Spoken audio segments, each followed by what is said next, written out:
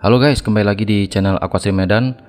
Di video kali ini saya mau sharing ke kalian semua gimana biasanya saya mengganti air akuarium khusus udang hias.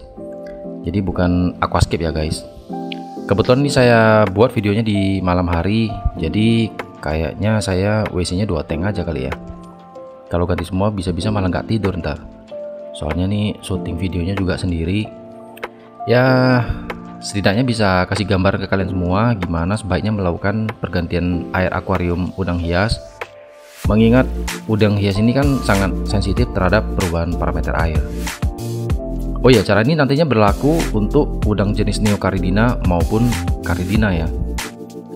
Oke bosku, simak videonya sampai habis. Kita intro dulu.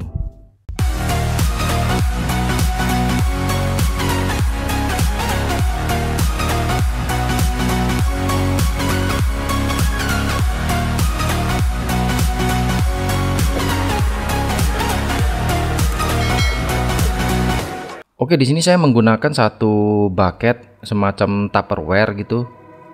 Tapi ini udah saya modifikasi ya. Jadi dipasang keran aerator masing-masing 2 biji di sebelah kiri, kanan. Nah, kenapa 2 sisi?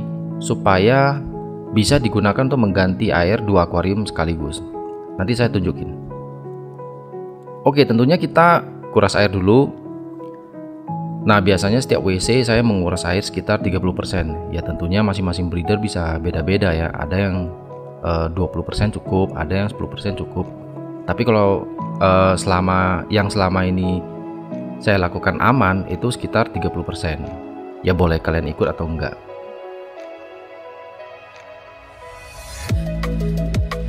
Terus jangan sekedar kuras air, sebisa mungkin bersihkan juga sampah-sampah, pakan-pakan sisa yang numpuk di substrat.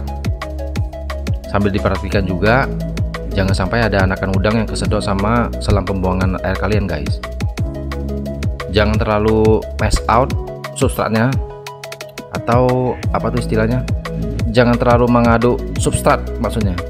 Ya secukupnya aja, karena kalau terlalu mengacak-ngacak substrat, ntar gas nitrogen yang ketrap di substrat itu naik semua, malah justru membahayakan udang hias kalian guys. Ya sebenarnya bisa dibuat sistem yang lebih bagus ya guys.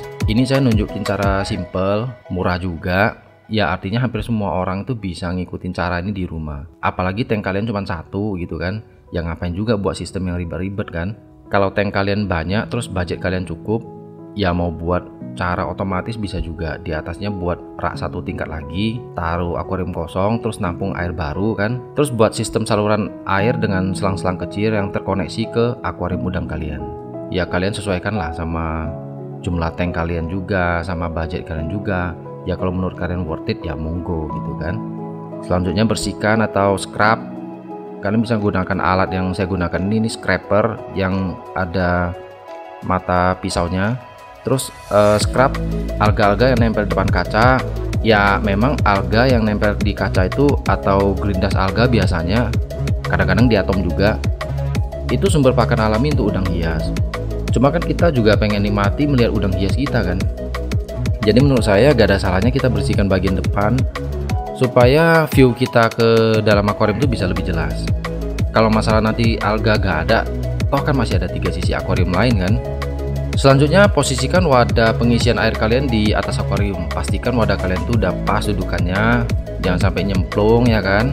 Di sini saya menggunakan air RO atau reserve osmosis, yang mana nilai TDS-nya itu 0.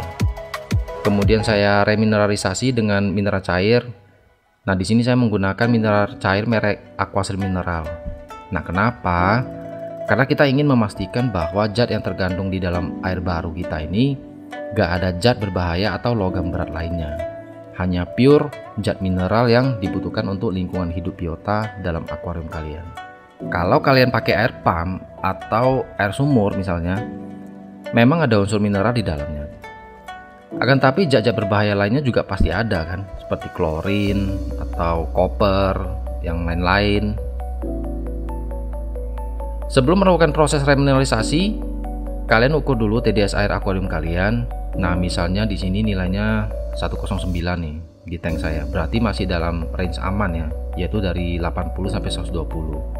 Seperti di video sebelumnya udah saya jelasin batas range TDS yang aman untuk pelihara udang hias. Nah, buat kalian yang belum nonton bisa nonton dulu supaya nanti bisa relate dengan video yang ini. Oke, selanjutnya kita tuang air RO ke wadah lain. Jadi ingat ya guys, jangan melakukan remineralisasi langsung di dalam akuarium kalian. Jadi kalau langsung diteteskan ke akuarium kalian, ya di situ kalian adjust TDS-nya pelan-pelan naik, ntar kelebihan itu ya gimana kuranginya. Lakukan remineralisasi di wadah lain dulu, kita samain TDS-nya dengan mineral cair, baru dimasukkan ke dalam akuarium. Jadi nanti gak ada perubahan parameter air yang signifikan. Setelah dimasukkan mineral cairnya, aduk dulu, ukur lagi TDS-nya.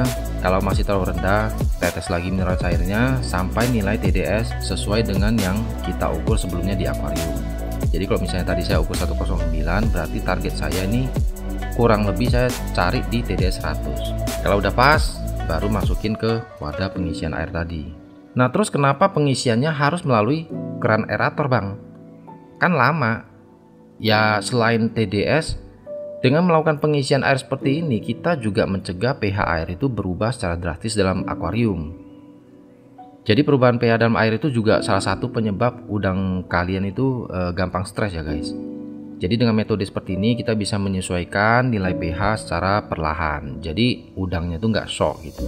Loh Bang, tuh teman saya pakai air sumur aman-aman aja, mungkin tuh kata kalian kan. Ya tempat dia, kan beda-beda wilayah, air sumur kan bisa pasti beda lah kualitas airnya juga. Nah untuk itu saya nggak mau ambil resiko, apalagi udang jenis Caridina kan ya lumayan mahal juga kan. Kalau terlalu banyak coba menyoba ya koyak juga bos. Oh ya, sambil nungguin airnya aku ngopi dulu ya bos, biar nggak ngantuk soalnya udah lumayan larut juga ini. Ya itulah inti dari hobi ini, yaitu mengganti air akuarium.